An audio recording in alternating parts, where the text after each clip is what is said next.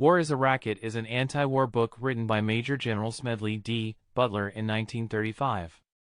Butler was a United States Marine Corps Major General who served in the Spanish-American War, the Philippine-American War, the Boxer Rebellion, and World War I. In the book, Butler argues that war is a racket that benefits only the few while costing the many. He begins by discussing how wars are driven by the industrial-military complex, that is, the arms industry and the political establishment. He explains how politicians and generals use war to advance their own interests, regardless of the cost to the people. He argues that war is not a necessary part of human progress and that it serves only to enrich the few.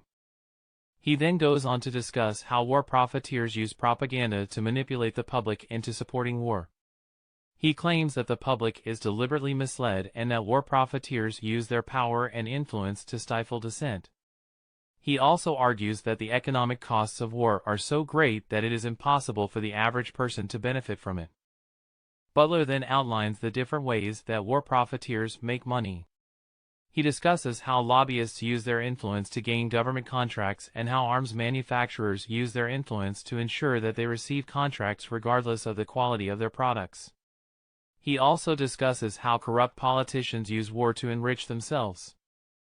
Finally, Butler outlines what he believes is the only solution to the problem of war, abolishing the arms industry and the military-industrial complex.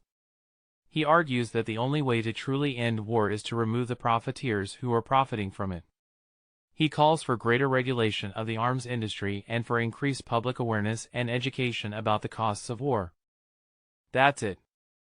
Thank you so much for tuning in.